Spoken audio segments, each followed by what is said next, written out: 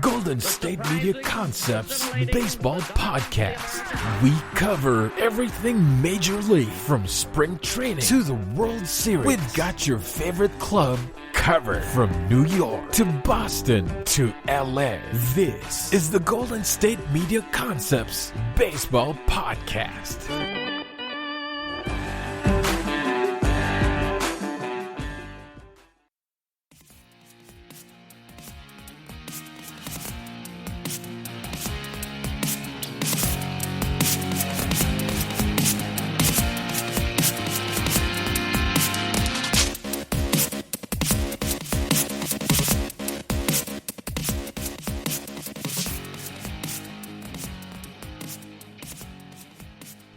What is going on, everybody? My name is Patrick Kenny, and I am your host for today's episode of the GSMC Baseball Podcast.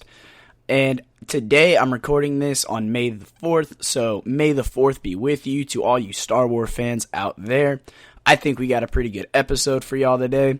We're going to start off here in just a minute with the teams that record doesn't necessarily affect, or reflect, how they have performed so far and who they are really as a team. Up next, after that, we got Dustin May. He's going to be out for the year. We're going to see how that's going to impact the Dodgers, and to see how they'll probably end up doing just in the future. And after that, I'm going to go over some stats and standing updates, and then I'm going to finish it off with my picks for the best player at each position right now. So I'm going to be taking in last month's, and really this is just kind of for this year. So I'm going to be taking in last month, so the month of April, and I'm going to be looking at their stats, how they're performing right now. And so if some of the guys that are typically like generally appreciated as some of the best players in the league, they just might not have performed at that level last month, so they might be off the list, kind of a thing. So we're gonna get into it right now with the teams that record doesn't really affect who they or reflect who they are as a team. So the first team I really want to talk about is the Astros. So a lot of divisions right now are a huge mess. But the Astros right now, at least as I'm recording this, have a record of 15-13. And they're 2 games above 500, but they're in third place right now. And so far that they have played a really good competition. They played really well. And their run differential is actually pretty high. The only issue right now is that they hit a skid, and really they just got outscored by a few runs here and there. The Astros definitely have been one of the best teams in baseball so far this year, and their record doesn't reflect it. They're plus 32 right now in run differential, and that is something that is definitely something that you guys need to keep your eyes out for.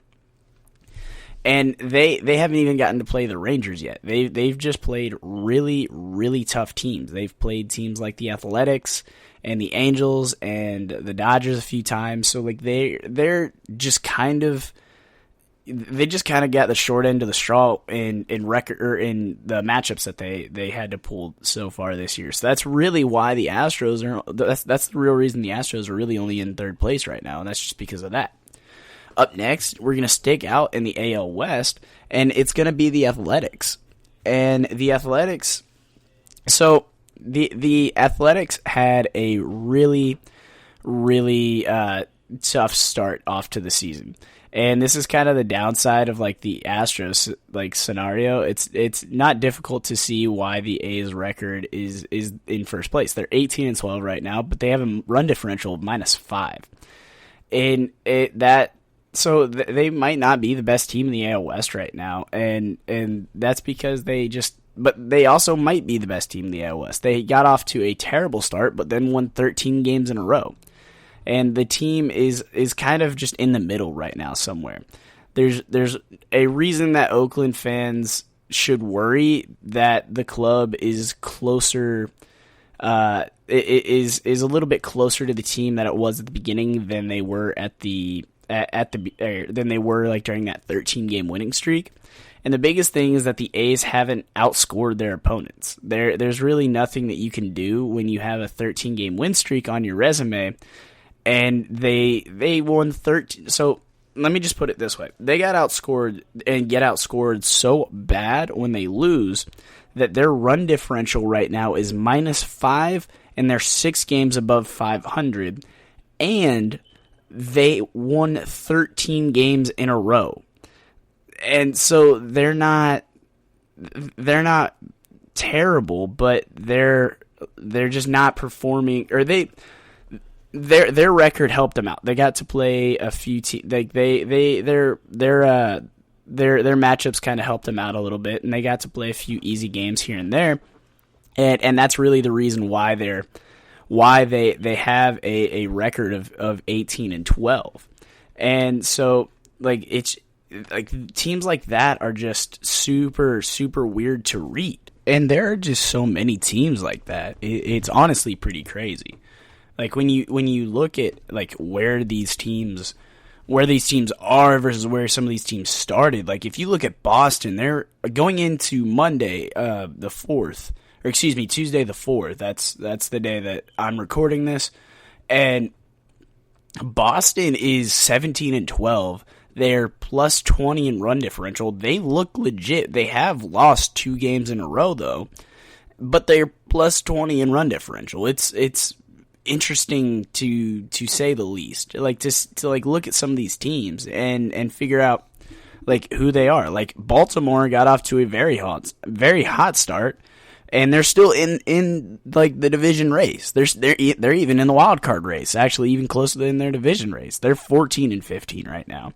But then you go and look at a team like Detroit that is right now, as I'm recording this, right now they're 8-21. They're 1-9 in their last 5. They're getting outscored. Like their run differential is -62. They're 9 games back out of first place. And they started off winning the series against the Cleveland Indians. And granted, the Indians right now look to be like about a 500 team, so like at least right now. And I think that they might be a little bit better. I think they might get hot here in a little bit. But other than like, they really don't look like a team that's really going to do much other than. Like at least Detroit and Cleveland, they just don't look like teams that are going to do much of anything this year. And like I said about the A's, they're 18-12. They're 5-5 out of their last 10 against teams that are above 500. They're 8-9, and they have a -5 run differential. Like they just got outscored so much by Houston. And I mean, Houston's technically right now they're in second place. I apologize. What I was going off of was stuff that I had looked up yesterday, but right now they're 15-13 and they're plus 32. They're the only team in the AL West that has a positive run differential. And it looks like, at least right now, that Oakland is closer to being Seattle than they are to be Houston. Houston right now, they look like the better team. They look like a hotter team, at least out in the AL West. With their like Oakland against teams that are above 500 right now are 8-9. Seattle against teams that are above 500 are 9-10, and Houston against teams that are above 500 are 11-6. 11-6 against teams that are above 500 right now. Granted, Houston is playing the Yankees right now, so that might go the opposite direction, but also the Yankees are one of the teams that I wanted to look at. Like, the Yankees are 500 right now. They're on a 3-game winning streak and have won 7 of their last 10, but they're 500. They are look. If you look at their home and away splits, they have 7 wins both home and away, and 7 losses both home and away. Against teams that are above 500, they're 6-10. Like, the Yankees were supposed to be a great team this year. They were at least on paper, they were my team that they were my pick to come out of the American League East, or the American League East at least. And honestly, they were my pick to make it all the way to the World Series. And right now, they're just not that. Granted, they're still in the playoff hunt, and it's super early still in the year to worry about being in the playoff hunt and things like that. But if you're Detroit, you're pretty much already out. If you're Baltimore, who is also in the cellar in their respected division, they're still in it. If you're Miami, who is another team that we're going to talk about, right now the NL East is like, you could flip the entire division and nobody would really bat an eye. If Miami hadn't gone on this 3-game losing streak, and out of their last 10, they haven't been playing that well, but they have a positive run differential. They're the only team in the NL East right now with a positive run differential. They've scored 107. They've only given up 103. But if you look at their teams that are above 500, they're 6-13 against those teams, which means they have only played. They played 19 games out of 19 out of their 27 games, they've played against teams that are above 500. And that's not necessarily a recipe for success, just playing that teams like that many that are above 500. But Miami has a really good shot at still making the playoffs. Whereas, and a lot of teams do still. And it's just not going to. I mean, people are always going to look at teams and say, oh, these guys aren't going to be able to do anything this year. And I don't think that Miami is one of those teams. I think that Miami is one of the better teams in baseball right now. I don't actually. No, I take that back a little bit. I don't want to say that they're one of the better teams in baseball, but I definitely think that they will absolutely have the ability to compete and be one of the best teams in baseball, and I think they're on their way to being one of the best teams in baseball. And I think that the Miami Marlins absolutely could win this division.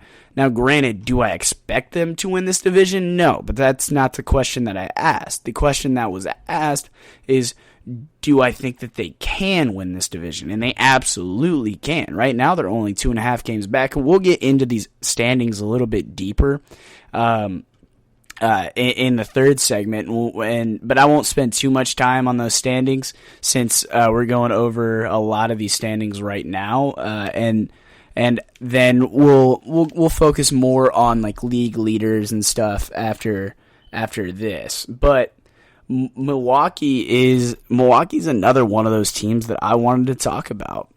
Milwaukee is. They have a negative run differential but just barely, granted, just barely. So they're playing a lot of close games. They're 17-12 right now. They're tied for first place in the division. But if you look at St. Louis hasn't played teams that are above 500 right now. Like they've played a lot of games against the Cincinnati Reds and haven't performed well against the Reds. But the Reds technically right now are below 500, and that means that St. Louis has only played 9 games against teams that are above 500, whereas Milwaukee has played 10 games that are above 500, and Milwaukee is 8-2 in those games, whereas St. Louis is 3-6 in those games. Yet St. Louis is plus 20 in run differential, and Milwaukee is minus 2. And granted, Milwaukee is 6-10 out of their last 10 games, and St. Louis is 8-2. And St. Louis is also on a 5-game winning streak, and Milwaukee is on a 2-game skid right now. And all of those factors play into that run differential category kind of thing. But what it doesn't play into is their record against teams that are above 500. If Cincinnati is able to get above 500 relatively quickly, and then they are all of a sudden they are the St. Louis's record that against teams that are above 500 drops even more. And, St. Louis looks like one of those teams that isn't going to be good at all. Like, they shouldn't be good, but somehow their offense is just really good. I mean, and granted, they have amazing offensive weapons with Nolan Arenado and Paul Goldschmidt, and oh my gosh, like their offense is really good, and that is one of the huge reasons why they're plus 20 in run differential. Yet they are not doing they're not doing the things that they need to do against teams that are above 500. And I mean, granted, like everything is so close right now that teams aren't necessarily going to be above 500 if they're good, and their record might not reflect it just yet. But it's just something that definitely that you should pay attention to. We're going to go back to the NL East real quick. The Nationals. Let's look at the Nationals. Right now, they are on a 4-game winning streak. They're 7-3 out of their last 10. They've played 24 games this season. They are 500 and in first place by a half game again in the NL East. The only issue with that, and this is a very big issue, but the NL East is the weirdest division in the league right now. That's not even a question. The NL East is just like I don't, and not out of like competition or anything, but just like records and rain delays for like teams like the Mets and like COVID protocol and stuff like that for the Phillies, for the Marlins and stuff. It's just a dumpster fire. It's like that whole thing is just a dumpster fire. There isn't a team that is above 500 in the NL East, and while I did pick this to be the most competitive division, I didn't think it would be the most competitive division with the worst teams in baseball in it. And granted, these are not the worst teams in baseball, and that's what's really surprising. So the Nationals are 500. They're 12-12. They've won 4 straight games. They are 7-3 out of their last 10. Against teams that are above 500, they are 7-8. They have won 7 games, lost 8 games. Their run differential is minus 14. Minus 14. That is not good at all. That means they're barely winning games and then losing games by multiple runs. And I don't know how I don't even know like really how to explain that. It's just like and granted they're 500. They played 5 less games than teams like Milwaukee and St. Louis. And obviously there will obviously be makeup games and stuff for that, like the 7-inning doubleheaders, which by the way I'm a fan of. I love the 7-inning doubleheaders. But when you think about who these teams are, granted, and look, I know I'm jumping the gun a tad right here by saying by even analyzing these kinds of things because the season's barely a month old. But you are always going to have to look at these kinds of things to say, oh, I wonder if these guys are going to be able to get it together in time, or they're going to have to sell at the All-Star break. Or, maybe they might need to sell at the trade deadline. But if the Nationals are in first place in the NL East by the time that rolls around in July, and they're barely at 500 baseball, then they are going to be buyers instead of sellers. Even if they are negative in the run differential category, they might go out and get a couple hitters. But like I think one of their more recent additions of reactivating Juan Soto off the injured list is going to be a big impact for their run differential categories here. So we're going to talk about that and Dustin May and a few other players here in just a second. We're going to be right back, guys. This is your ultimate stop for everything sports. The Golden State Media Concepts Sports Podcast. Should I say more? From the NFL, MLB, the NBA to MMA, it's all in here. The Golden State Media Concepts Sports Podcast. Listen now.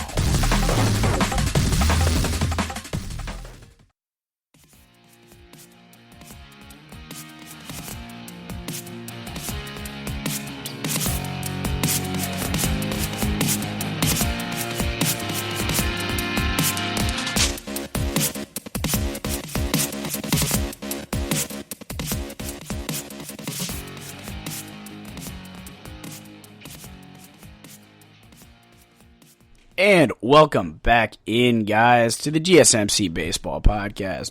Real quick, if you guys want to follow us on our social medias, we would absolutely love to interact with y'all, get some feedback. You can be a part of the podcast if you enjoy it. It's at GSMC_baseball on Twitter. You can look us up on Facebook as well.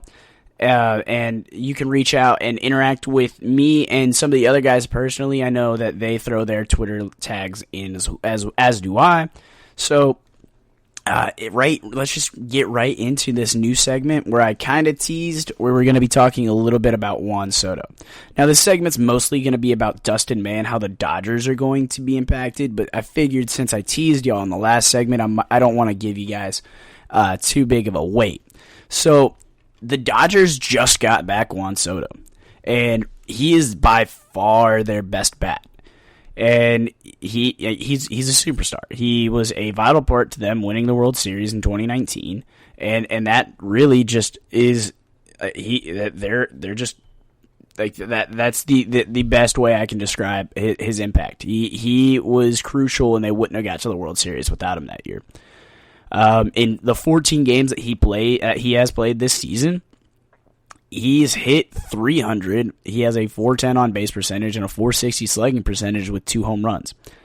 David Martinez said he's hitting the ball well. The throwing's still a bit of a concern, so for today we're going to use him as a pinch hitter, and then we'll keep building him up. He's still doing his throwing program, and we'll see how he feels in the next couple of days.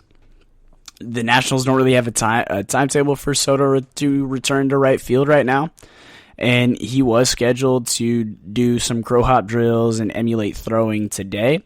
And if that goes well, he could throw a couple of bases, or he could throw to a couple of bases on Wednesday. So right now, he is off of the injured list, and when they need him in big key spots, if the game's on the line, say it's like the 7th inning, the bases are loaded and there's 1 or 2 outs and the pitcher comes up, I think that Dave Martinez is going to go with Soto and then maybe even risk taking him or leaving him in the outfield. But, I mean, obviously, I don't know if he'll go that far, but I definitely do think that Juan Soto is going to be he's going to be back in the lineup, and that's a huge, huge thing for the Nationals.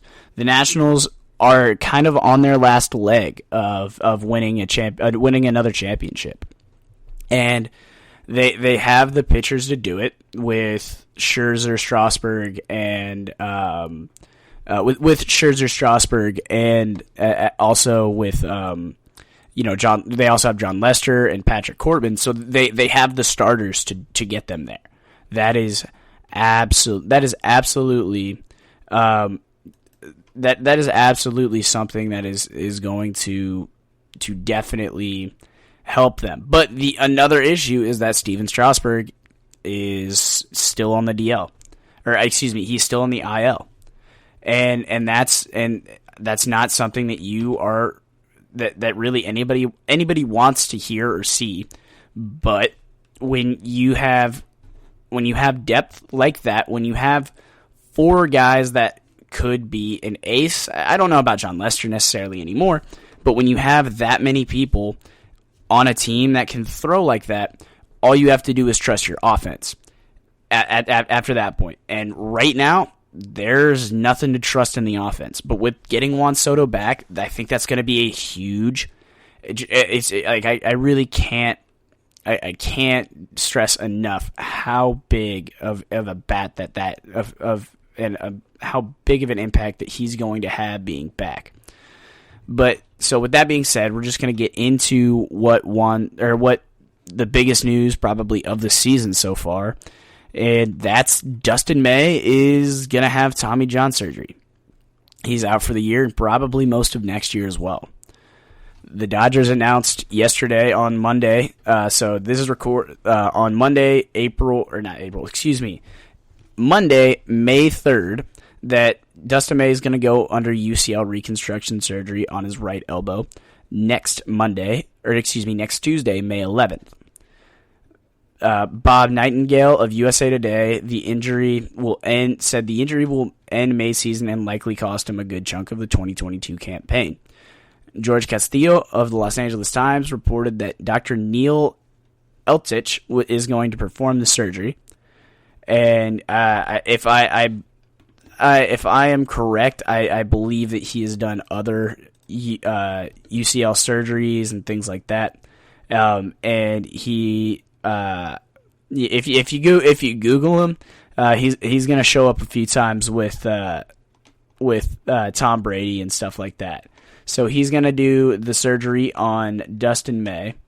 And the issue, or the thing that is going to be interesting is how the Dodgers are going to bounce back, because Dustin May was having a pretty good season. He's only 23 right now. He was 1-1 in 5 starts. He had a 2.47 ERA, a .96 WHIP, 35 strikeouts in 23 innings pitched. And he was just as impressive last season in the 12 starts that he got, where he went 3-1, had a 2.57 ERA, and a 109 WHIP. Now, those are don't get me wrong, those are great stat lines, and honestly, that could be an ace's stat lines. But when that's your number 5 guy, that's number 5 for you. Number 5. That means that you have 4 other pitchers that are ahead of him in your rotation. You have 4 other pitchers. Now, granted, those are Clayton Kershaw and Trevor Bauer are 2 of those. You also have guys on the bench that are just as good. Former Cy Young Award winner as a starting pitcher on the bench in David Price. It's great. But obviously you're going to feel that. But when you lose your 5th starter, you don't worry as much than when you lose your ace or even your number 2. But when you're a team like the Dodgers this year, I don't think that the Dodgers are going to even feel Dustin May, like the lack of Dustin May's presence. I think they're going to be fine. And I'm not talking about like him being around the club kind of a thing. I'm talking about, I legitimately do not think that the Dodgers are really going to miss a step. I think that the Dodgers are kind of having a little bit of a World Series hangover, and that's kind of the reason that the Giants are kind of taking over first place right now of their division. I still think the Dodgers are the best team in that division. Like I don't want to say like by miles, because the Padres are right there, and obviously the Giants are doing something right this year. That is very evident that the Dodgers are doing something incredibly right. The only thing that I'm curious about is, are they going to just roll with a 4-man rotation for a little bit? Because Trevor Bauer has, they started with a ton of pitching depth after Bauer being signed, but after Dustin May's out for the year, and David Price and Tony Gonsolin are on the injured list, so with those issues right there, because those two guys were already on the injured list, that's the only issue that is hurting them right now. And so there is a possibility. Trevor Bauer has always wanted to start on a shorter rest period. He's always wanted to pitch more on a shorter rest period. I believe he wants to pitch either every 3 or every 4 days. And what the Dodgers could probably do with this is that since the Dodgers are down to only 4 healthy starters, at least until Tony Gonsolin gets off the IL, Trevor Bauer has obviously wanted to push for a shorter rotation, and I think that's the best option for them. And have Trevor Bauer just temporarily for every 4 days just start, because that is maybe 1 to 3 starts before Tony Gonsolin is ready to come back. And once Gonsolin is ready to come back, or even Trevor Price, whichever one of them comes off first, then you can go with that. You can go back to that 5-man rotation. I think that is a huge thing that needs to be that needs to be talked about a little bit. So up next is we're going to talk about the Milwaukee Brewers, because for a while there, they had Lorenzo Cain and Christian Yelich on the IL, or at least out of the lineup. But for at least right now, Christian Yelich and Lorenzo Cain are back in the lineup, and the Brewers have their star-studded outfield back. They did move Kirsten Hira out of the lineup for a little bit right now, but it was a huge day to have them. Kirsten Hira was optioned to the alternative training site, and because he was kind of slumping. But the Brewers have now their amazing outfield back, and that is something that I was missing from my life. If I am telling you the truth, I was definitely missing watching that amazing outfield. They have, oh my gosh, like oh my goodness, I can't even talk about it. I mean, when you have former MVP Christian Yelich, Gold Glove Award winner Lorenzo Cain, and Gold Glove Award winner. Also, I don't remember if Yelich has a Gold Glove or not, but he did win an MVP, and you also have a Gold Glove and I believe a Silver Slugger in Jackie Bradley Jr. And that, oh my gosh, like if that lineup, it's so good. I just love watching them. I love watching great defense. Like, obviously, as a hitter, and I'm sure that everybody who has played before knows what it's like to get some good wood on the bat and just absolutely rip one into the gap out in the outfield, and then just to have some stud outfielder come out of nowhere and steal it from you. And I know so that a lot of people who have done that have also done the same thing, whether you were an infielder, an outfielder, a pitcher, catcher, whatever, where you made an amazing play and took either a run or a hit away from somebody else. And just the pride that you feel in that. I don't know. Everybody who's listening to me and who has listened to my episodes in the past absolutely knows that oh my gosh, that I love small ball and I love defense. I love it so much. It's so fun. It's so fun for me to watch, just because like you like in a pitcher's duel, when both pitchers are on, you obviously the game is a little boring, and I'll admit that. I will be the first to admit that the game can be a little bit boring when it's just when it's just 2 pitchers going back at it. But also, when that kind of thing happens, and it's a pitcher's duel, as long as neither pitcher is throwing like a no-hitter or a perfect game, then small ball comes into a huge... It comes into the game. That is absolutely for sure.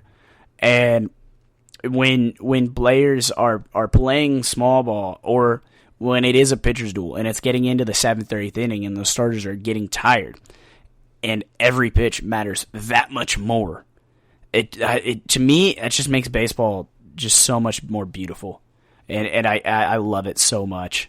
I honestly, I can't get enough of baseball when it's played when it's played like that. It's honestly my favorite thing in the entire world. And just going back to the injury, a little bit of the injury report. So staying out in the NL West right now, Chris Paddock has been placed on the IL for an undisclosed reason. And granted, this was a few days ago, but still. So Chris Paddock, if anybody has played MLB The Show, and one of my so last year during quarantine, I go to school right now at St. Edward's University in Austin, Texas, and I was a freshman last year during this time. And when quarantine first happened, I moved home out of my dorm. I moved back to South Texas where my family was living right there at the time. And we knocked out, and me and my dad would just basically play MLB The Show whenever we had, whenever he was not at work, basically. And one of my favorite teams to play for was the Padres. And last year, at least, at the beginning of the season, the Padres really didn't have that great of a pitching rotation, and Chris Paddock was their ace, and I loved pitching, at least on MLB The Show, with Chris Paddock. It was so fun, and I loved playing with the Padres. I loved playing with the Padres, and then all of a sudden, you look at at their team this year, and Chris Paddock is like the number 5 guy. It's just amazing to me, at least how baseball changes like that. Sorry, I just had a thought. I needed to run with it for a second. But the Padres placed Chris Paddock on the injured list ahead of last Friday's game against the Giants, even though the team did not offer an explanation for his presence. So right-hander Miguel Diaz had his contract selected from the alternative training site as Paddock's replacement on the roster. I can't really disclose a lot of information with that, said Padres manager Jace Tingler. He said it's a medical condition. Paddock has posted a 5.40 ERA in the 5 starts this season. Through his 3.22 FIP would indicate that he's been better than his numbers indicate.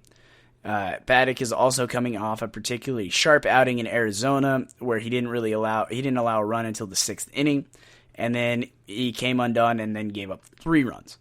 As for Diaz, he was once a highly regarded weapon in the Padres' plan after his selection in the 2016 Rule 5 draft, but he has dealt with a handful of injuries and things like that since. He's had 2 major knee injuries, and he's only made 16 appearances since 2018, and in those 6 appearances, he owns a 6.62 ERA across all parts of 3 big league seasons.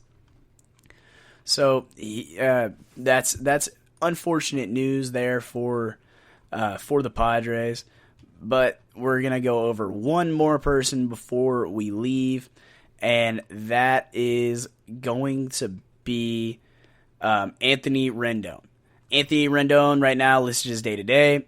Like I said, if you're a part of baseball Twitter at all, or you just even watch Sports Center or Hot Stove on MLB Network or whatever, if you consume sports, you probably saw this one, because Anthony Rendon left the game on this past Monday against the Rays after fouling off a pitch off of his left kneecap in the bottom of the 8th inning at Angels Stadium.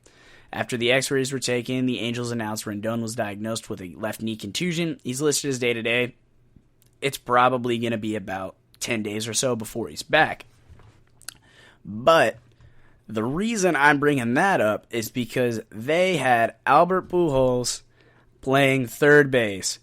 And I love Albert Pujols playing third base so much. You people do not understand.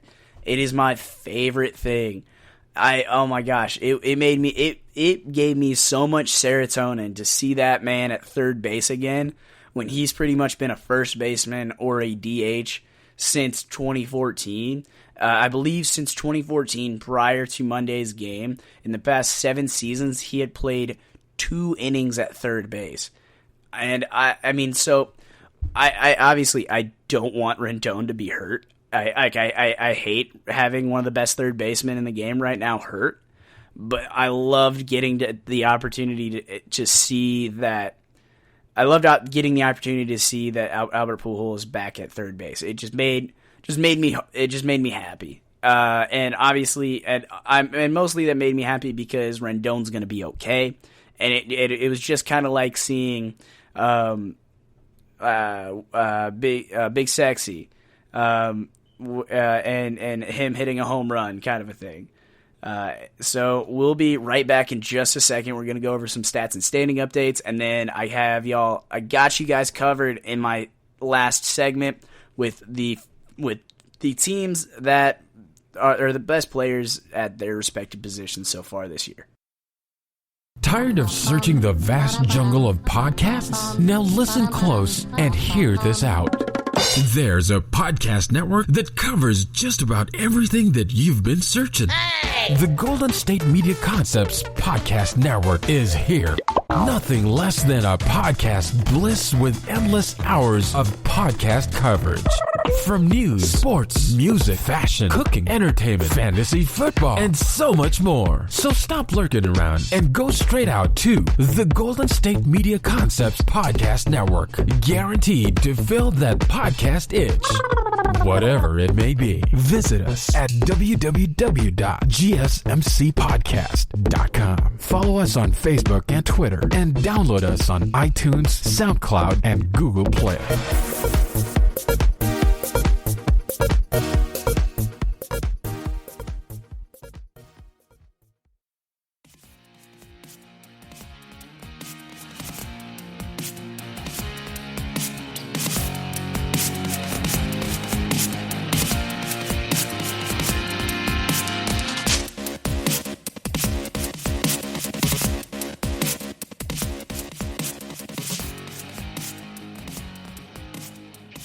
And welcome back, everybody.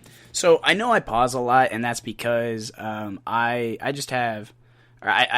don't write the entire show on my or like on like a piece of paper or a Word document or anything. So I just pause a little bit every once in a while, or I use vocal fillers and like I stutter every once in a while. And I just wanted to apologize for those. And in my pauses, I have my fan on because I am in Central Texas, so it's quite warm. So I apologize. I just want to apologize for those real quick before we get into these stats and standing updates. So we're going to start out today in the AL East, and we're going to work our way bottom to top today. So Baltimore is 14-15. They are 3 games back out of first place, but just a game and a half back out of the wild card. Out of their last 10, they are 6-4. They won their most recent game as of me recording this. They are -9, however, in run differential, like we went over earlier.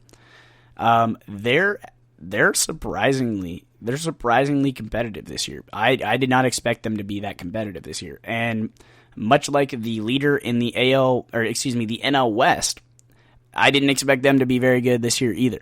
But we're going to talk about them later.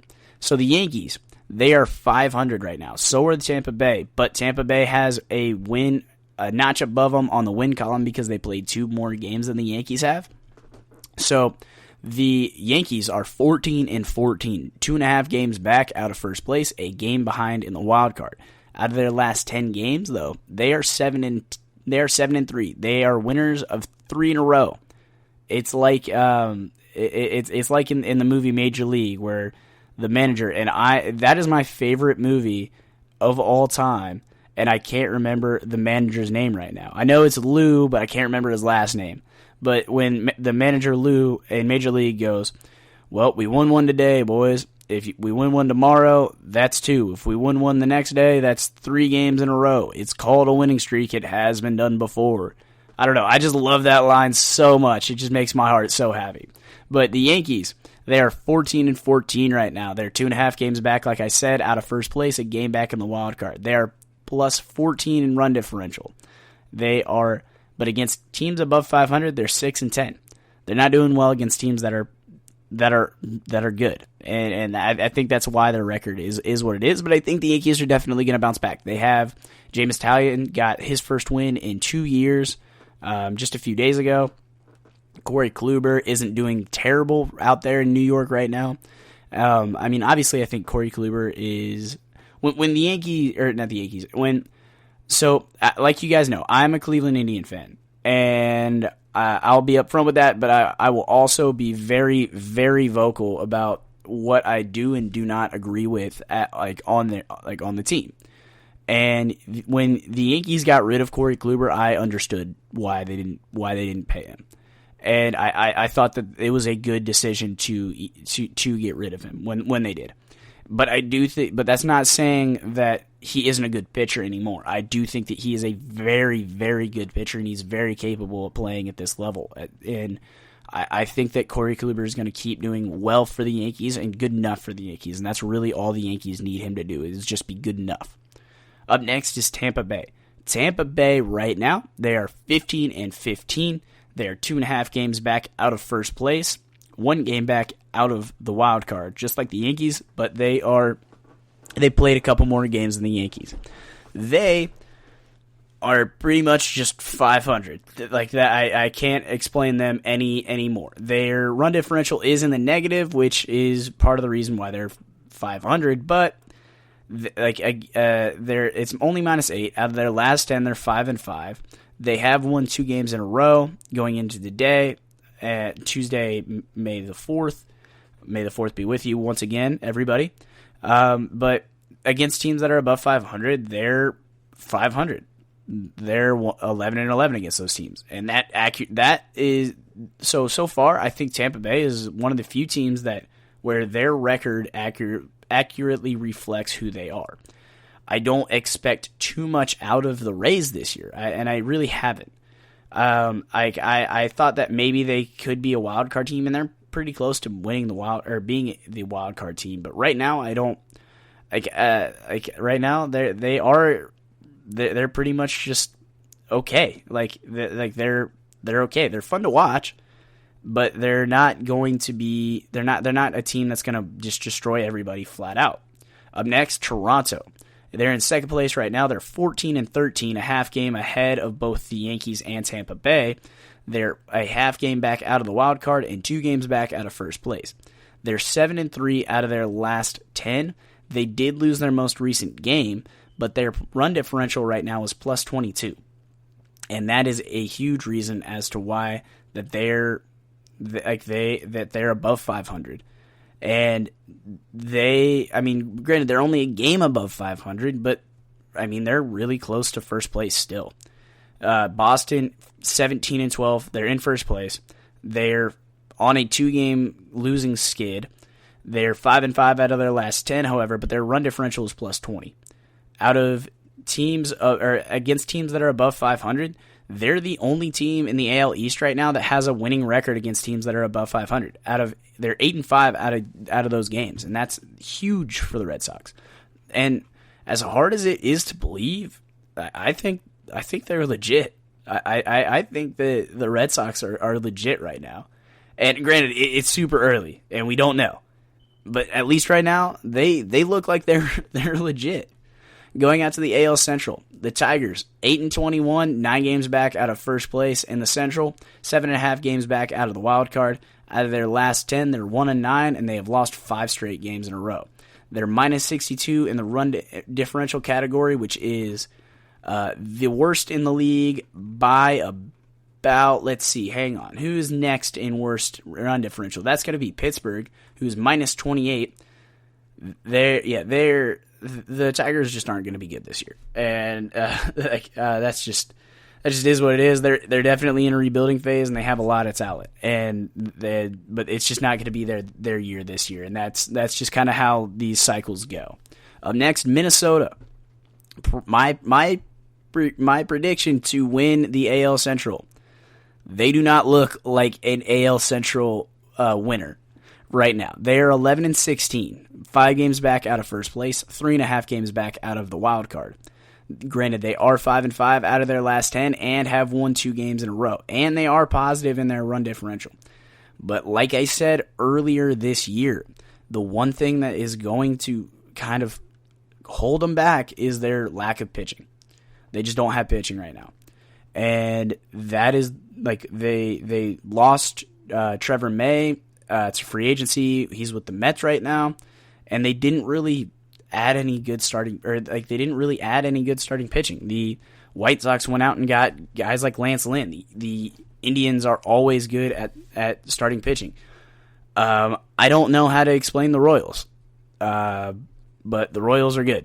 That's kind of all I got right now on the Royals. Is that they're just good, at least right now, and their record kind of reflects that. But Minnesota, like I said, 11-16, 5 games back out of first, 3.5 games back out of the wild card. They're +4 in run differential, but they do have they do get to play the Rangers right now, and that's going to be huge for them.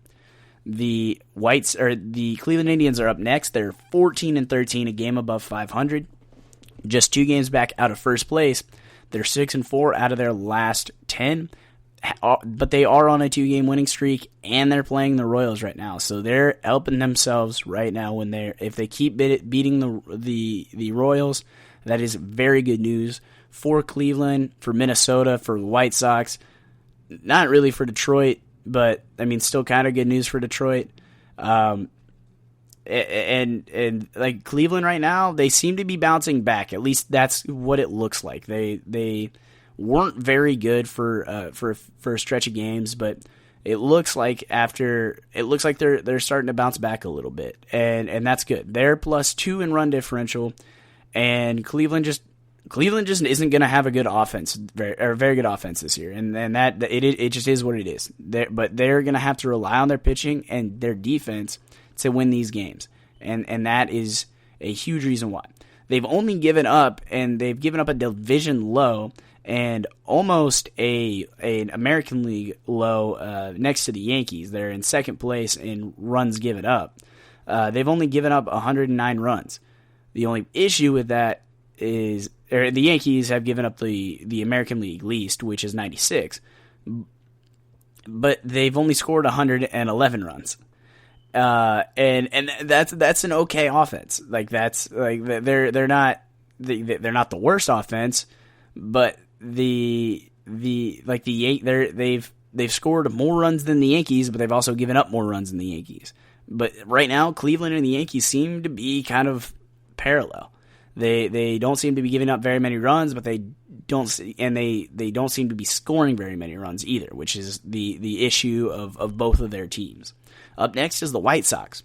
Now, the White Sox are definitely an interesting team. They are super fun to watch, and they went out and got Tony La Russa. Wait, is that? No, I'm sorry. I totally am blanking on the White Sox manager's name. But anyway, they went and got out the White Sox, or a very good manager, and they're in win now mode. They're a half game up on the wild card, 1 game back at a first, 15-12 record, +28 in run differentials, and then the White Sox are good. They're only a game back. Kansas City, 16-11 record, 6-4 out of their last 10. The White Sox are 7-3 out of their last 10. They did lose their most recent game, however. The Royals are 16-11. They have lost 2 games in a row, and the run differential right now is -5, which is not good. The White Sox run differential, by the way, +28. +28. That is the American League second. That is good enough for second place in the American League right now. Now, the AL West, the Rangers, 13-17, 5 games back out of first place, 3 games back out of the wild card. They're 4-6 out of their last 10 on a 1-game losing streak. -18 in run differential. Not good. Rangers are not good this year. Angels. The Angels right now, 13-14. Losing Rendon is a huge blow. And I know I was laughing a little bit about it last segment, and I don't want to diminish the injury or anything like that. I was just really happy that I got to see Albert Pujols play third base a little bit. That was really it. But the Angels they're just not scoring. They're just giving up too much runs. They're scoring a decent amount of runs, but they're -20 in run differential. They're 13-14, 3.5 games back out of first place, 1.5 games back out of the wild card right now. and they've scored 128 runs. That is 17 more runs than the Cleveland Indians have scored. But they've given up 148. That's good enough for minus 20 in run differential right now. That's just not good enough. And that's good enough for the second worst in the American League right now. Seattle is up next, and this right now, at least right now, at the American League West, they look like it's going to be a 3-team race for first. And it looks like it's going to be between Seattle, Houston, and Oakland. Seattle, 16-14. They have the wild card, or one of the wild card spots. They're tied for it with Houston. Houston is 15-13. They are 2 games back out of first place as well. Both teams have lost their most recent games. Seattle, unfortunately, is 4-6 out of their last 10, whereas Houston is 7-3. Houston is also the only team in the division positive in run differential. Seattle's -4, Houston is +32. Oakland, they're 18-12. They're 2 games up in first place and have the best record in the American League right now. They are -5 in run differentials, and in their last 10, they're 5-5. Now, granted, going on a 13-game winning streak, extremely helpful for them. But they're going to need a little bit more than that, a 13-game winning streak early in the season to keep this division, or to keep the others in this division at bay. In the NL East, and we're going to kind of speed run through. We'll kind of speed run through these, get this segment over, and then we'll kind of go over the stats and standings in the last segment a little bit when we go over my top players for everything. So Miami is 11-16. They're in last place in the division, but they're only 2.5 games back out of first place in the NL East. However, they are 5 games back out of the wild card spot. They're 3-7 out of their last 10 on a 3-game losing streak. But they are the only team in the NL East that's positive in run differential categories. You can completely flip this division and nobody would bat an eye. Atlanta, they're 12-16. They're 2.5 games back, or 2 games back, out of first place, but 4.5 games back out of the wild card spot right now. They're 4-6 out of their last 10 and on a 4-game losing streak. They're -16 in run differential right now. They're just not playing well.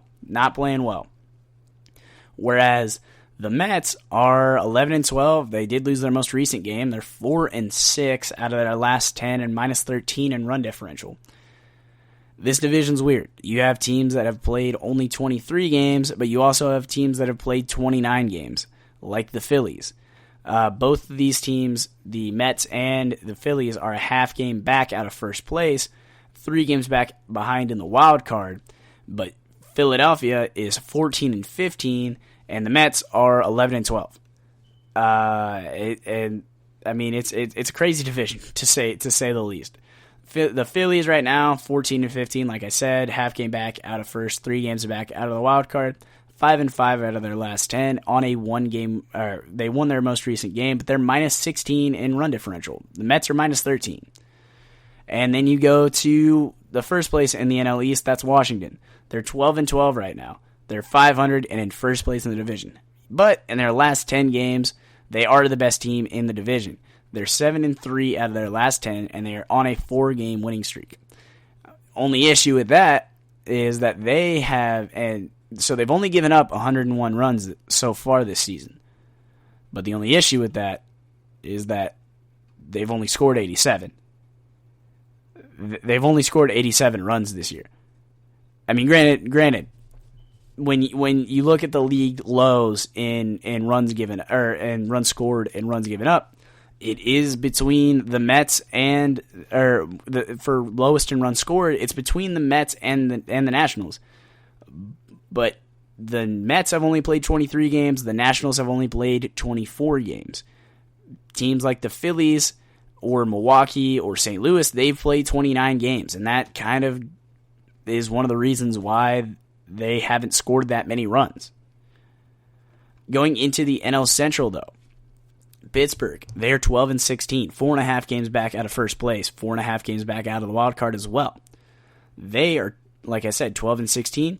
They are losers of their last 5, though. Out of their last 10, 4-6. They are minus 28 in run differential right now. The Cubbies are 13-16, 4 games back out of first, 4 games behind in the wild card as well. They're 3-7 out of their last 10. They did win their most recent game, however. Cincinnati, their bullpen continues to plague them, and it's just they're just not performing. They're just not getting the job done right now. They're 13-14. They're 3 games back out of first and 3 games in the wild card as well, because the team that ends up losing this game, or like between Milwaukee and whoever loses their next game and whoever wins is going to be one of the wild card leaders. But Cincy, they are 4-6 out of their last 10, but they're positive in their run differential. They have scored 151 runs so far this year, which is good enough for the league most. The next closest is Arizona, who scored 151, and the Dodgers, who scored 149. But Cincinnati right now, their offense is the reason that they are as close as they are to first place or one of the wild card spots right now. St. Louis is 17-12, as is Milwaukee.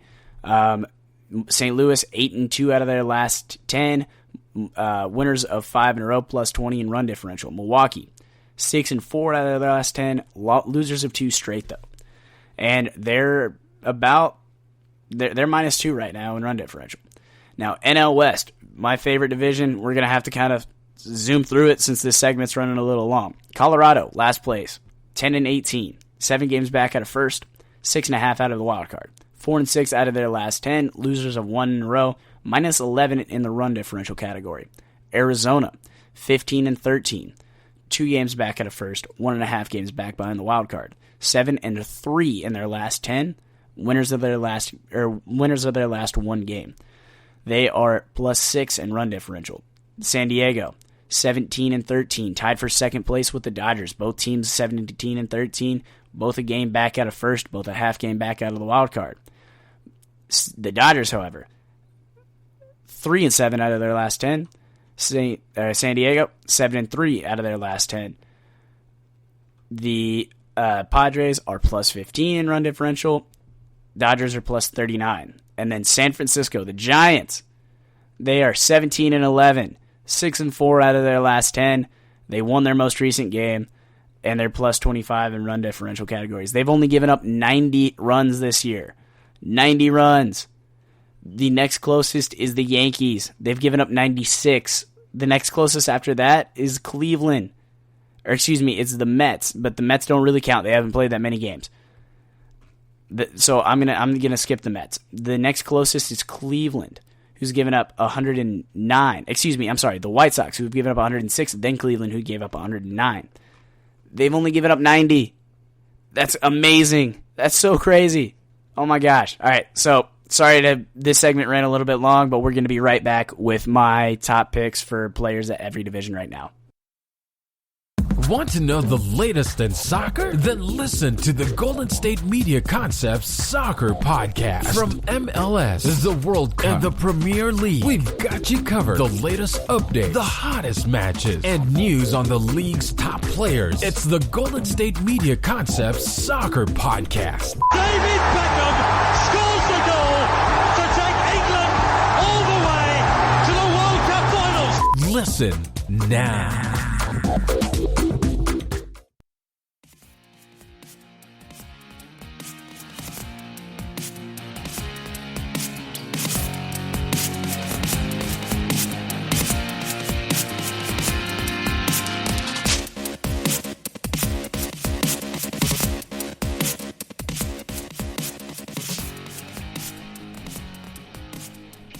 And welcome back, everybody, to the GSMC Baseball Podcast. Like I said earlier, and I'm going to say it every segment, I'm your host, Patrick Kenny. Sorry I didn't get to the standings updates. I thought I was going to spend a little bit more time there, but I got a little sidetracked, so we're just going to go over some of the regular updates, and then I'm going to give you guys my top players so far this year in each position. So right now, Mike Trout leading the league in basically every offensive category that matters. Average, he is hitting .410 right now. The next closest is Yerman Mercedes in second, who is hitting .395. Then Jesse Winker, who is hitting .365, and then Vladimir Guerrero Jr. and Xander Bogaerts round out the top 5 at .356 and .355 respectively. Leading the league so far in OPS is also Mike Trout. Mike Trout has a .515 on base percentage right now. Vladimir Guerrero Jr., almost .500, .496. Bryce Harper's in third with a .446, and Ronald Acuna Jr. and Yerman Mercedes round out the top 5 with a .436 and a .435% on base percentage respectively.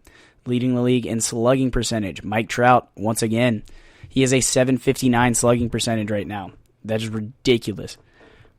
Ronald Acuna Jr. so far this year, .711. Chris Bryant in third with a .707. JD Martinez in fourth with a .706. And then Nick Castellanos and Jesse Winker are right. I'm including Jesse Winker and Nick Castellanos. They're fifth and sixth technically. Castellanos with a .660 and Jesse Winker with a .660 or .655. Excuse me. I just threw Jesse Winker in there just because I think that he's having a great season this year, and that he is definitely that they were close enough that I would throw them both in. So right now, also leading the league in OPS, Mike Trout. Who would have guessed it? Best player in baseball, leading the league in every category or the first 4 categories that we're going to talk about. OPS, he has a 1,274. In second is Acuna Jr. He has a 1,147. Vladimir Guerrero Jr., 1,140. JD Martinez is in fourth with a 1,133. Chris Bryant in fifth, a 1,111. Leading the league right now in strikeouts. Not Mike Trout. It's Joey Gallo right now. He has 47. Eugenio Suarez has 44. Matt Chapman with 41. Javier Baez with 40. And Taylor Trammell, the center fielder for Seattle, with 40 strikeouts. Leading the league right now in walks. That's Max Muncy with 28. Joey Gallo with 25. Vladimir Guerrero Jr. with 22. Robbie Grossman, the left fielder for Detroit, with 21. And Yandy Diaz and Freddie Freeman both have 19 so far. Carlos Santana, the first baseman for Kansas City right now, he has 18. He's right there with them. Leading the league in RBIs. That's JD Martinez still. He has 27 RBIs so far this year. That is crazy high. Nate Lowe has 24 in second, and then tied for third is Jesus Aguilar and Mitch Haniger. They both have 23. And then a few guys, Javier Baez, Chris Bryant, Shohei Ohtani, David Peralta, and Travis Shaw are all tied for fifth with 22 RBIs. Leading the league right now in home runs is a 5-way tie for first place with Ronald Acuna Jr., Chris Bryant, Nicholas Castellanos, JD Martinez, and Shohei Ohtani. They all have 9. It's going to be a race to see who gets to the double digits first. Then a whole bunch of guys are also tied for 6th with 8, and then a whole bunch more are tied with 7. Leading the league so far in doubles. That's Chris Bryant. He has 11 doubles so far on the year. He also has 9 home runs. He's back to his MVP form, and he's having a great year. I'm so happy to see him doing well again. Ozzie Albies, Xander Bogaerts, JD Martinez, Michael Brantley, and Cedric Mullins are all tied for 5th and are going to round out the rest of them with 10 doubles. Leading the league in triples so far this year. That is David Peralta. He has 4 triples so far. Akil Badu for Detroit has 3, as does Chris Owings. And then a whole bunch of guys are tied for 4th. Both Badu and Owings have 3, and then a whole bunch of guys have 2. Going over to pitching. So far in pitching, our league leader in ERA, Jacob deGrom, retakes over that top spot with a .51 ERA. Still only 2 runs given up. Danny Duffy is in second with a .6 ERA. Garrett Cole, a 1.43 ERA so far this year. John Means has a 1.7 ERA. And then Brandon Woodruff has a 1.8. Marcus Stroman right there with him, though, with a 1.86 in sixth place. So far in wins, our league leader in wins is Jack Flattery of St. Louis. He started 6 games, a 5-0 record. He's doing very good. Aaron Saval of Cleveland has a 4-0 record right now. Garrett Cole also has 4 wins on the year with a 4-1 record. Danny Duffy as well, a 4-1 record. Nathan Eovaldi of Boston, also a 4-1 record. Tyler Glasnow, Clayton Kershaw, Steven Matz, and a few others also have 4 wins. Carlos Rendon of the White Sox is 4-0. Eduardo Rodriguez is also 4-0, as is Julio Urias. The other guys that I mentioned that I didn't give their win-loss, they've lost at least 1 game. A couple of them have lost 2 or 3. Our league leader so far in shutouts, Madison Bumgarner, Dylan Cease, Anthony DeScalafani, Zach Gallen, Lance Lynn, Sean Manaea, Jose Musgrove, Aaron Nola, Carlos Rendon, and Jacob deGrom all have won. A couple of those through no-hitters. And I'm you know what? I'm counting it. Madison Bumgarner, his 7-inning no-hitter counts. I'm going to count that. I refuse to allow greatness to be ignored because it didn't happen, or it happened under peculiar circumstances. Our league leader in innings pitched, Tyler Glasnow, 7 innings pitched, 43 2/3 innings. Shane Bieber, 6 games pitched, 42 1/3. Sandy Alcantara and Trevor Bauer both have 40 innings pitched. Alcantara has pitched in 7 games. Trevor Bauer has pitched in 1. And then Kevin Guzman and Clayton Kershaw are tied for 5th with 39 2/3 innings pitched. Our league leader in strikeouts, that's Shane Bieber. He's pitched in 6 games. The next closest guy is Tyler Glasnow. Glasnow has pitched in 7 games and has struck out 64. Shane Bieber has pitched in 6 games. Glasnow had pitched in 7. Bieber in 4 or 6. He has 68 strikeouts. 68 strikeouts so far this year. Are you kidding me? He's gonna throw 10 games and have 100 strikeouts. He's on pace to do that. That's amazing to me. How amazing that is. And granted, he might be being overused right now. I think that is possibility that he might be, that the Cleveland might be going a little bit too long with him. Just I don't know. That's something that I'm a little worried about. But he's doing pretty good so far this year. You really can't complain. Garrett Cole in 3rd with 62 strikeouts. He's pitched in 6 games as well. Jacob deGrom, only 5 games. He did get scratched from a start the other day. He has 59 strikeouts. deGrom also well on pace to strike out over 100 batters in his first 10 games. That's pretty amazing. Trevor Bauer in 5th with 40 innings pitched, 51 strikeouts. deGrom, by the way, only 35 innings pitched. He has 59 strikeouts. That's impressive, to say the very least. Our league leader right now in saves, that is going to be Mark Melancon of San Diego. He has 10 saves so far. He is going to be and you know what? We're just going to hop into it right here. Our closing pitcher, our best relief pitcher right now. I'm only doing 1 starter and 1 closer, just for pitchers. And that is Mark Melancon of the San Diego Padres. He is doing a very, very good job so far this year. He is our closer. Our starting pitcher, however, is definitely going to be Jacob deGrom. Now, while deGrom has only pitched in 5 games, as has Danny Duffy, I almost went with Danny Duffy. I really did. I kind of wanted to go with Danny Duffy. He's only pitched in 30 innings, though. His ERA is a 0.6, which is it's amazing. He's only given up 2 runs. But the fact that he's only pitched in 30 innings, whereas deGrom has pitched in 35 innings, and granted, neither of those guys have gone really close to what Bieber has gone.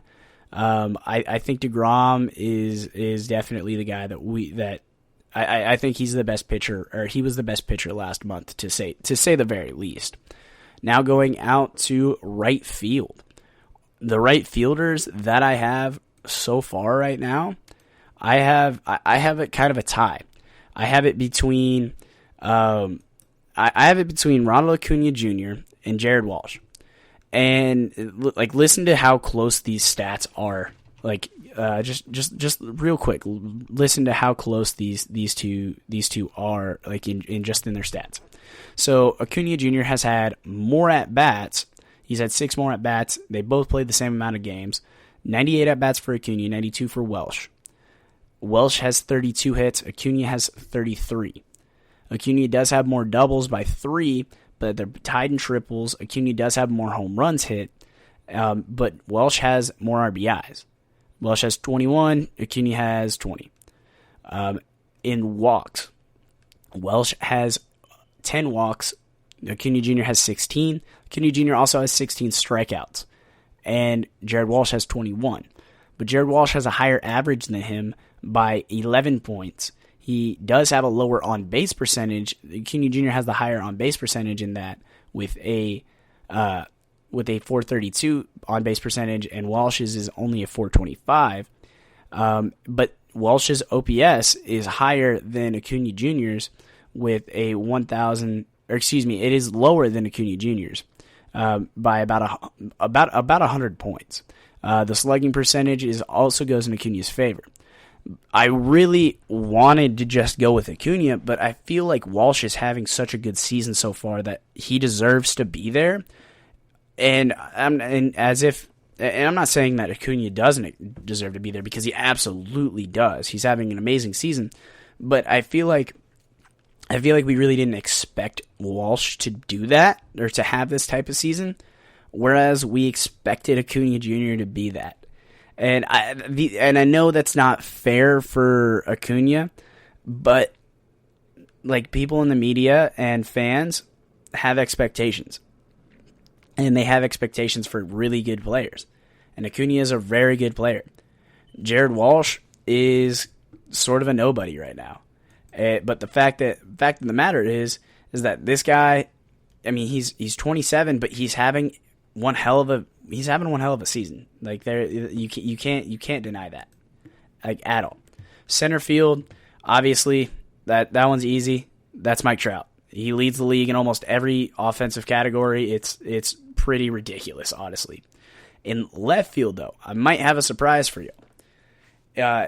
Left fielders, you might be thinking, maybe David Peralta, or maybe Michael Brantley, or even Eddie Rosario for Cleveland. Rosario's having an okay year. No, my number one left fielder so far this year, Jesse Winker. Jesse Winker is having a fantastic season. He's had 6 home runs so far this year. He has 31 hits out of 85 at-bats. He's scored 20 runs, 5 doubles, a triple, 16 RBIs. He does only have 7 walks, but he only has 20 strikeouts right now. His batting average is a .365. His on-base percentage is a .419. His slugging percentage a .659. And by the way, if you remember just a few minutes ago, I said that was good enough for 6th in the entire league right now for slugging percentage. His OPS is the only OPS out of every left fielder that is over 1,000. His OPS is 1,078. He's having a fantastic year, and I definitely think that he deserves that kind of reward. I guess, kind of reward, I would say. Now, going into the infield for shortstop, I have Xander Bogaerts. And the reason I'm going with Bogaerts because I almost went with guys with Trey Turner. And Trey Turner leading all shortstops in stolen bases. And he's also having one heck of a good job. But Xander Bogaerts has played in 28 games so far this year. He has over 107 at-bats. He has 38 hits and 10 doubles. 15 of his hits are either a double or a home run. And so that means, oh my gosh, like he's having a great year. He just is. He has 6 walks, 19 strikeouts, 2 stolen bases. He has a .355 batting average, a .389 on base percentage. His slugging percentage isn't that high just because his slugging percentage could be higher, but he's not hitting home runs really. He's kind of just hitting doubles. So his slugging percentage is a 589, and his OPS is a 978. He's having a great year this year. Definitely the best shortstop so far after the first month of the season. Our third baseman, this is a tough one because you have guys like Austin Riley in Atlanta, Chris Bryant in Chicago, Alex Bregman in Houston, Justin Turner in the Dodgers. You have Jose Ramirez in Cleveland, Gio Urshela in New York. But my top pick, and I said his name just a second ago, and I don't think a lot of people are either going to agree with me or they're going to kind of hate this take, but I have Chris Bryant as the best third baseman. Now, he doesn't have the best average out of the third baseman, or batting average, but he's pretty close. He's had 99 at-bats. He has 32 hits. He has had 11 doubles and 9 home runs, 22 RBIs, which is good enough for the best out of every third baseman in the league right now. He struck out 27 times, which isn't great, but he has walked 13 times. His average is a 327. He has a 404 on base percentage, a 707 slugging percentage, and an OPS over 1,000. The only third baseman that has an OPS over 1,000 right now. And he's just, I think he's just having such a great year, and it looks like he's back to his MVP form. And because he looks like he's back to his MVP form, that's the reason I'm giving it to him instead of Justin Turner. Because Justin Turner's having a great year too. So is Austin Riley. I mean, honestly, you could make an argument probably for everybody, like for Rafael Devers, Alex Bregman, Justin Turner, Austin Riley. I mean, hell, you could probably even make an argument for Gio Urshela. Really, right here, we're just kind of picking at strings.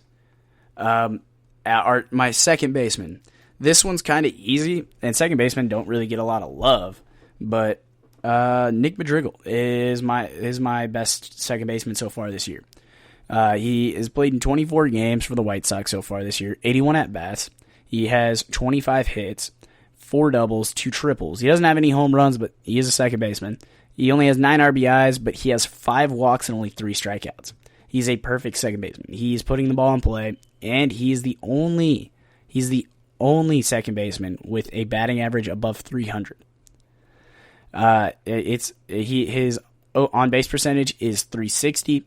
His slugging percentage of 407, which isn't great, but then again, second baseman. Yeah, I'm just gonna say second baseman again. He's not gonna hit a lot of home runs. Their slugging percentage isn't gonna be that high. But his OPS also leads or is very high as well. It's not the best, but then again, it's on base plus slugging. His on base plus slugging is a 767. That's a respectable OPS so far this year. He's having a fantastic year, and I definitely think that he deserves to be there. Our first baseman is, it might surprise you a little bit. I'm just kidding. It really shouldn't. It's Vladimir Guerrero Jr. He is hitting 356 right now. He has a 496 on base percentage, a slugging percentage that is a 644, and an on base percentage over 1,000. Only first baseman has an OPS over 1,000. He's had 7 home runs, like I said, 20 RBIs, 22 walks, only 18 strikeouts. This dude is balling out this year. And the only guy that's really a comparison so far at first base is Yuri Gurriel. He also has 32 hits, but he also has 9 more at-bats than Guerrero Jr. He has more doubles by 2, but Vladimir Guerrero edges him out in the home run category by 3. Vladimir Guerrero also edges him out in the RBI category, but when you think about it, Gurriel has 18 RBIs, Vladimir Guerrero Jr. has 3 more home runs than Gurriel, and only has 2 more RBIs. Gurriel's doing a great job too. Gurriel has 16 walks, but only 13 strikeouts. And he's hitting 323, 417 on base percentage, 515 slugging percentage. He's having a great year too. And honestly, you could go with either one of those guys. Our catcher, This one pretty easy. Not a lot of catchers qualify for league leaders. There's really only 5 that actually do qualify, and that's JT Realmuto. JT Realmuto is having a great year. Only catcher, having averaged over 300. His on-base percentage is a 396, slugging percentage 500, and an OPS that is 896. He has 25 hits out of 82 at-bats, 5 doubles, 1 triple, 3 home runs, 13 RBIs, 10 walks, and 20 strikeouts. I almost went with Salvador Perez here. Salvador Perez has played in just as many games. Both have played in 28. He has 108 at-bats, but he only has 28 hits. He does have more doubles by 2 and more home runs by 3, as does he also has 3 more RBIs than Realmuto, but his average is only a 259. His OPS isn't above 300. I just feel like I had to give it to him. I had to give it to Realmuto right now. He's having a great year. It's pretty crazy. Out of DHs, I have Yermin Mercedes. I feel like this is a given. He's up near the league leaders in all the categories. He has 34 hits, 86 at-bats. He has 5 doubles, 5 home runs, 16 RBIs, 6 walks, 14 strikeouts, a 395 batting average, a 435 on base percentage, a 628 slugging percentage, and a OPS that is 1,063. He's having a great year. I almost gave it to JD Martinez, but his average isn't nearly as high. And he's also played in 5 more games than Yermin Mercedes has, and only has 1 more hit. And as a DH, your job is to get hits. JD Martinez does have him in the RBI category, though, so it's really hard not to give it to JD Martinez here, but I'm giving it to Yermin Mercedes, especially because he's a rookie. We kind of expect JD Martinez to do that. We don't expect rookies to do this well. And I think that Yermin Mercedes' first month was something to remember for sure. So that's going to do it here, guys. Make sure to follow us on Instagram or on Twitter at GSMC_baseball. Leave a review on Apple iTunes, all that fun stuff. I'm Patrick Kenny. Thank you guys for being with me today. You guys have a great rest of y'all's day. Thank you guys so much. You've been listening to the Golden State Media Concepts Baseball Podcast, part of the Golden State Media Concepts Podcast Network. You can find this show and others like it at www.gsmcpodcast.com. Download our podcast on iTunes, Stitcher, SoundCloud, and Google Play. Just type in GSMC to find all the shows from the Golden State Media Concepts Podcast Network, from movies to music, from sports to entertainment, and even weird news. You can also follow us on Twitter and on Facebook. Thank you, and we hope you have enjoyed today's program.